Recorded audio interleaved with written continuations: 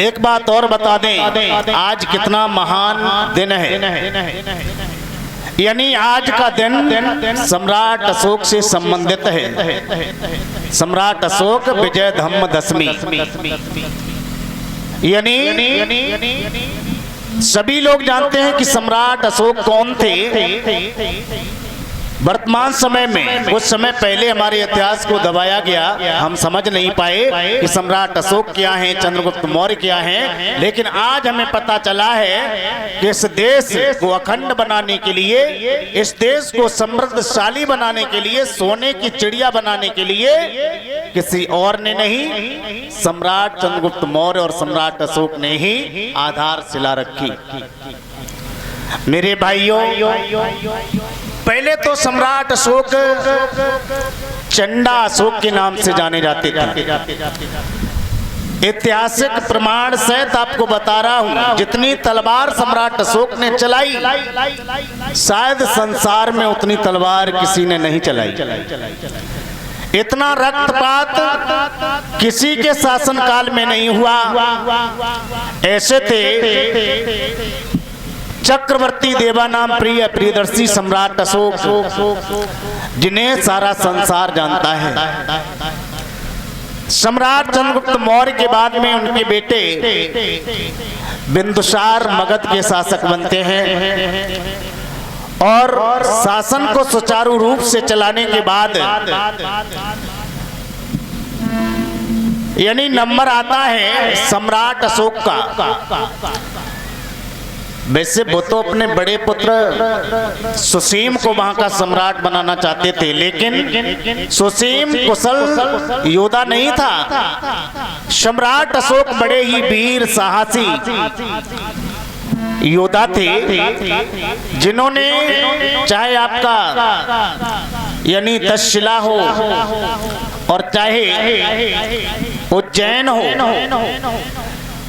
यानी ये उपराजधानियां थी मगध की, तक्षशिला और उज्जैन, जहां पर जाकर के सम्राट अशोक ने विद्रोह शांत किया और सभी को सुचारू रूप से जीवन जीने के लिए बाध्य किया।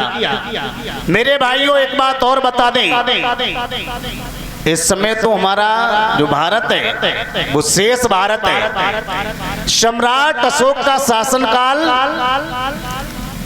कहां तक फैला हुआ था? इतना शासन तो आज दिन तक पूरे भूमंडल में, पूरी पृथ्वी में किसी ने चला ही नहीं पाया। वर्तमान में यानी चाहे पाकिस्तान हो, अफगानिस्तान हो, तजाकिस्तान हो और चाहे दक्षिण अफ्रीका हो, आगे रसिया, रूस तक, यानी विशाल साम्राज्य फैला हुआ था सम्राट अशोक का। इतिहास के मुताबिक आपको बता दें, यानी 3,57,000 वर्ग किलोमीटर भूभाग में सम्राट अशोक का विशाल शासन था। मेरे भाई, लेकिन सम्राट अशोक ने मन में विचार किया कि मैंने जिस काम को तलवार की धार से नहीं कर पाया, यानी विश्व विजेता बनने का जो ख्वाब था सम्राट अशोक के मन में, वो तलवार से पूरा नहीं हुआ। यानी जब लास्ट में कलिंग पर युद्ध किया तो मालूम 3 साल तक युद्ध चला और उस 3 साल के युद्ध में लाखों लोग मौत के घाट उतारे गए, लाखों लोग घायल हो गए, लाखों लोग घर से बेघर हो गए। उसी समय सम्राट अशोक ने अपने मन में विचार किया कि आखिर मैंने कर क्या दिया है। मेरे भाई बहनों, उसी समय जो है सम्राट अशोक युद्ध का निरीक्षण कर रहे थे। उन्होंने देखा है कि कुछ जवान कटे, गर्दन कटी है, पैर कटा है, पेट फटा है, लैसें तड़प रही हैं, बिलक रही हैं, अबोध बालक सिसक रहे हैं, रो रहे हैं। सम्राट अशोक का हृदय थर्रा गया और मन में विचार करने लगे कि मैंने बहुत गलत किया। आगे देखते हैं, एक शांत मूर्ति दिखाई देती है एक बौद्ध भिक्षु जिनका नाम था मोगली पुत्तिस, यानी उपगुप्त भी नाम बताया गया है। वो लेसों के ऊपर उपकार करते हुए, यानी जो तड़प रहे थे उन्हें पानी पिलाने का काम कर रहे थे। सम्राट अशोक ने जब जानकारी लेनी चाहिए ये कौन है, तो उन्होंने अपनी पूरी बात बताई। हाथ जोड़ करके कहने लगे हैं, पूज्य भंते जी, मैंने इतना बड़ा रक्तपात किया है, इतना विशाल साम्राज्य खड़ा किया है, लेकिन जो शांति तुम्हारे पास में वो शांति हमारे पास नहीं है। तुमने ये शांति कहां से पाई? उसी समय उन्होंने बताया कि मैंने भगवान बुद्ध के धम्म को ग्रहण किया है, बुद्ध के धम्म में शांति है। मेरे भाई, आज सम्राट अशोक ने मोगली पुत्तिस के द्वारा दीक्षा ग्रहण की है, और दीक्षा ग्रहण करने के बाद में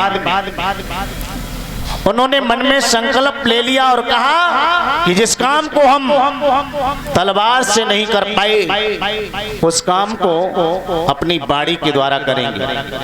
और मेरे भाई, उसी दिन से इन्होंने खून खराबा रक्तपात बंद करके अहिंसा का मार्ग अपनाया।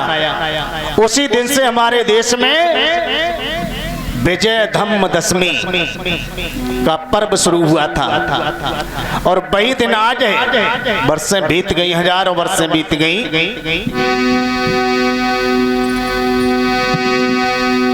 जिन्हें पता है वो तो जानते हैं, और नहीं पता है उन्हें कोई मतलब नहीं है।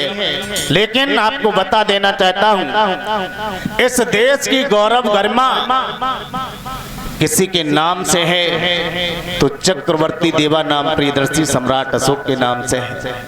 मेरे भाई, जिस समय हमारा देश भारत ब्रिटिश शासन की हुकूमत से आजाद हुआ, उस समय ब्रिटिश के अधिकारियों ने कहा कि हम तुम्हारे देश को आजाद तो कर दें, लेकिन तुम्हारे देश का संविधान क्या है? कोई संविधान नहीं था। उस समय परम पूज्य विश्वरत्न बोधिसत्व बाबा साहब भीमराव अम्बेडकर जी ने बुद्ध के धम्म से ही संविधान बना करके तैयार किया। और मेरे भाई, जितने भी प्रतीक हैं, आप लोगों को जो राष्ट्रीय प्रतीक दिखाई दे रहे हैं वो किसी और के नहीं, केवल हमारे बाप दादाओं के हैं।